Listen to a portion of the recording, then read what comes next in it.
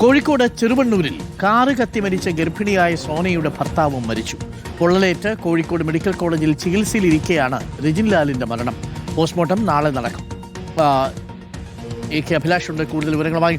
AK Abhilash, ഒരുപാട് ദുരൂഹതകൾ ഉണ്ടായിരുന്ന ഒരു അപകടമാണ്. ആ അപകടത്തിൽ ഇനി എന്തെങ്കിലും സാക്ഷിയുണ്ടെങ്കിൽ അവശേഷിക്കുന്നത് രജിൻലാലായിരുന്നു. രജിൻലാലും പോയി, സോനയും പോയി.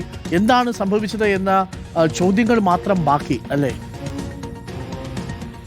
ഡോക്ടർ അരുൺ, ഈ അപകടമുണ്ടായി 9-ാം ദിവസമാണ് രജിൻ കുമാർ ആശുപത്രിയിൽ വെച്ച് മരണമടയുന്നത്. 60% പൊള്ളലോടുകൂടിയായിരുന്നു രജിൻ കുമാറിനെ കോഴിക്കോട് മെഡിക്കൽ കോളേജ് ആശുപത്രിയിൽ പ്രവേശിപ്പിച്ചത്.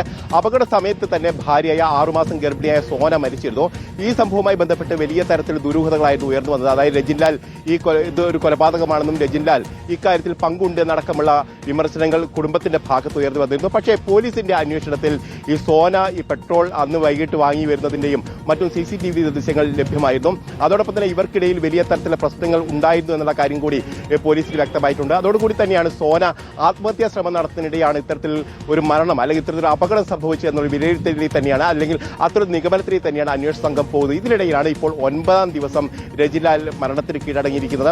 ഏതായാലും രജിൻലാലിന്റെ മൃതദേഹം കോഴിക്കോട് മെഡിക്കൽ കോളേജ് ആശുപത്രിയിലാണ്. നാളെ മാത്രമായിരിക്കും പോസ്റ്റ്മോർട്ടം അടക്കമുള്ള മറ്റ് നടപടികൾ. പോലീസിന്റെ അന്വേഷണം ഒരു ഭാഗത്ത് നടക്കുകയും ചെയ്തിട്ടുണ്ട്. അതോടൊപ്പം തന്നെ സോന എന്തിനാണ് ഇത്തരത്തിൽ പെട്രോൾ വാങ്ങിക്കൊണ്ടുവന്ന അടക്കമുള്ള കാര്യങ്ങളിൽ അന്വേഷണം നടത്തി അതിൽ കൃത്യമായ ഒരു നിഗമനത്തിലേക്ക് അന്വേഷണ സംഘം എത്തേണ്ടതുണ്ട്. ഏതായാലും രജിൻലാലിന്റെ മൊഴി പ്രകാരം കാറിനകത്ത് തീപിടിച്ചതിന് ശേഷം പുറത്തേക്ക് എടുത്തു ചാടുകയും പിന്നീട് തോട്ടിലേക്ക് പോയി രക്ഷപ്പെടാൻ ശ്രമിക്കുകയും ചെയ്തു എന്നടക്കമുള്ള വിവരങ്ങളാണുള്ളത്. ഇതിന്റെ അടിസ്ഥാനത്തിൽ തന്നെയാണ് ഇപ്പോൾ അന്വേഷണം മുന്നോട്ട് പോവുകയും ചെയ്തത്. അരുൺ, ഓക്കെ, ഇനി അവശേഷിച്ചിരുന്ന രജിൻലാലാണ്. രജിൻലാലും പോയതോടുകൂടി ചോദ്യങ്ങൾ മാത്രം ബാക്കി.